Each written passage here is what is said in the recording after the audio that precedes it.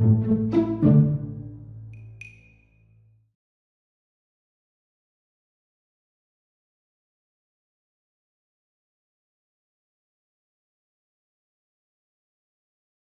en este video vamos a seguir hablando sobre el ADN, que es la molécula de la vida, por así decirlo, y ver los niveles de organización que tiene dentro de la célula. Cuando hablamos de niveles de organización, es un modo que tenemos de hacer las cosas más entendibles. Vamos a repasar algo que ya vimos, por ejemplo, vinculado a las proteínas. Dijimos que la función de las proteínas depende de la forma que tiene la proteína, que podía ser básicamente globular o fibrosa, pero para estudiar bien la forma, yo en vez de describirla como forma globular o fibrosa, debería entender que tiene niveles de organización, que en el caso de las proteínas era una estructura primaria, que era el orden de aminoácidos, el orden exacto en que estaban unidos, una estructura secundaria, que era un plegamiento inicial de esa cadena, formando o rulitos o una forma de acordeón, una estructura terciaria, que era un plegamiento extra de esa estructura, y una cuaternaria cuando tenía diferentes subunidades proteicas para formar una proteína. Esto es aplicado a las proteínas. Ahora, aplicado al ADN, ¿qué me permite entender los niveles de organización del ADN? Me permite entender, por ejemplo, cómo hace para estar metido adentro de una célula. Porque tengamos en cuenta que una célula eucariota como la de nuestro cuerpo, sabemos nosotros que el ADN está en el núcleo de la célula. Pero imaginen que yo agarro cualquier célula humana y extraigo el ADN así para ver cuánto mide. ¿Saben cuánto mediría el ADN de una célula? 2 metros. O sea, nuestra información genética está contenida en 2 metros. O sea, en 2 metros yo tengo la información de todo lo que soy. Yo y cualquiera de ustedes. Ahora, ¿cómo hago para meter 2 metros adentro de algo que mide miles de veces menos que 1 milímetro? Y bueno, tengo que compactarlo, tengo que comprimirlo. Eso me va a permitir entender los niveles de organización del ADN. Así que vamos con el primer nivel de organización. El primer nivel de organización sería que el ADN, ¿qué forma tiene? Tiene forma de doble hélice. Doble hélice. Son 2 hebras de nucleótidos, recordemos que es un polímero el ADN, formada por la unión de muchos nucleótidos. Recordemos, ¿cuántos nucleótidos distintos puede tener el ADN? 4. Adenina, citosina, guanina y timina, que son las 4 letras del código genético. Son importantes que las recordemos porque con esas letras vamos a escribir toda nuestra información.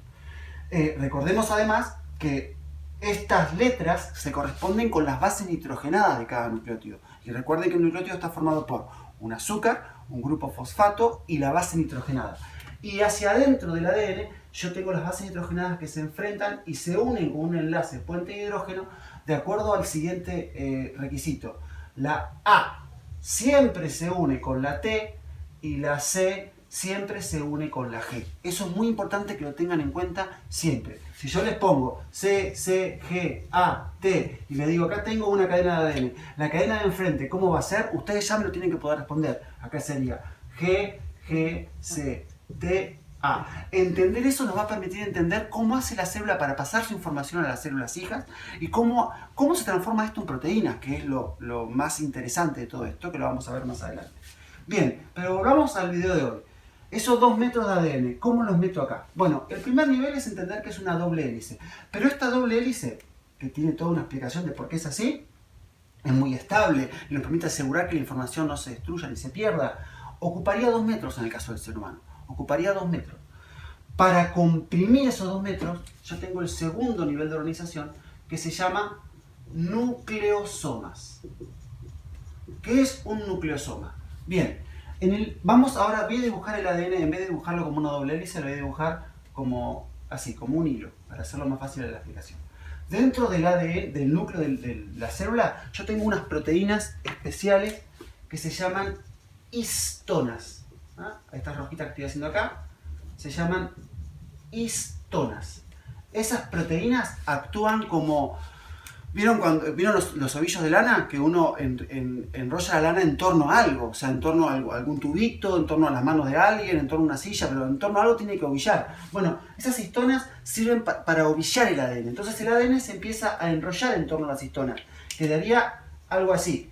O sea, tengo una histona y el ADN empieza a enrollarse en torno a la histona.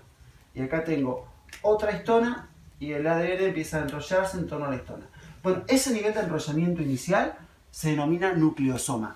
Yo a través de las histonas, formando estos nucleosomas, puedo achicar la longitud del ADN al menos 6 veces, pero seguiría sin entrarme adentro de un núcleo. El segundo nivel de organización que viene es el nivel de cromatina, que lo que sería que estos nucleosomas se juntan entre sí. Y entonces yo lo que vería sería algo así. Voy a seguir con el color azul. Vería algo así. Si yo le saco una foto microscópicamente a un núcleo de una célula, lo que vería sería, se llama cromatina por croma, por color del griego, porque se tiñe cuando uno hace un preparado microscópico. Se tiñe porque lo que yo estoy viendo ahí son los nucleosomas apretados. Es decir, la cromatina son los nucleosomas apretados. Y si bien está muy apretado, porque los 2 metros que tengo de ADN están adentro de un núcleo celular, es el estado relajado del ADN. O sea, esto es importante que lo tengamos en cuenta. Está muy apretado para que entren ahí los 2 metros, pero es el estado relajado del ADN. Porque el ADN se puede aún compactar más. En el cuarto nivel. El cuarto nivel del ADN ya es una palabra que tal vez alguno ha escuchado alguna vez, que es cromosomas. Los cromosomas son el máximo nivel de compactación que tiene el ADN, siempre en torno a las histonas. Y no se ve ya así como acá, no se ve todo una maraña apretada, sino que lo que se ve son formas corpusculares que de hecho tienen forma de X en general. O sea, uno vería cositas así. Esos son los cromosomas. Una célula tiene cromosomas cuando se está por dividir. Cuando no se está por dividir, tiene cromatina. Porque la célula, cuando se va a dividir, el hecho de que forme cromosomas asegura que la división va a ser más fácil. Vamos a verlo después a eso. Pero para resumir y para que entendamos, si yo ahora me sacara una muestra de mi piel y la analizara al microscopio, yo vería cromosomas. Porque mi piel se está dividiendo todo el tiempo, cada 24 horas se multiplica. En cambio, si yo me sacara una neurona de mi cerebro y la analizara al microscopio, no vería cromosomas, vería cromatina, porque la tasa de división de las neuronas es muchísimo más baja, si es que existe. Bueno, ahora estos cromosomas, que es el máximo nivel de compactación, es un número propio de cada especie.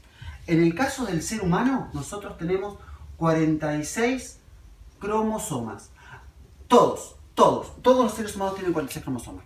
Hay algunos que tienen más o que tienen menos, pero son individuos que tienen algún problema genético. Por ejemplo, las personas afectadas con el síndrome de Down tienen 47. Las personas afectadas con el síndrome de Turner tienen 45. Son humanos igual, claramente, pero no son humanos promedio. El número normal, y cuando digo normal me refiero al más habitual de nuestra especie, es 46. Ahora, no es que siempre tengamos 46 cromosomas. Tenemos cromosomas cuando la célula se va a dividir, que les quede claro eso. Entonces yo podría decir que los seres humanos tienen 46 cromosomas o que los seres humanos tienen 46 moléculas de ADN. Obviamente esto es en cada célula. Este modo es más correcto de decir, porque moléculas de ADN tenemos siempre. Recordemos lo que era una molécula. Una molécula, por ejemplo, esta es la molécula de agua. Es la mínima porción de algo, ¿no? Bueno, nosotros tenemos 46 pedazos de ADN que cuando se comprimen al máximo forman cromosomas. El chimpancé, por ejemplo, tiene 48.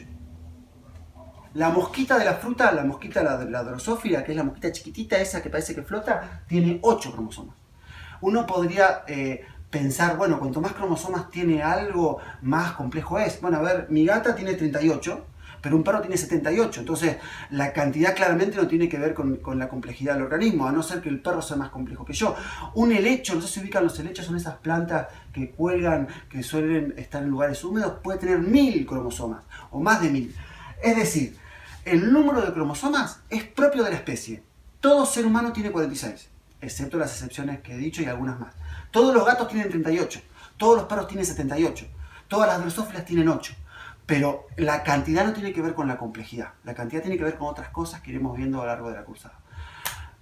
Vean este video las veces que consideren necesario, hagan las preguntas que quieran en el video o de modo público en la plataforma y a estudiar.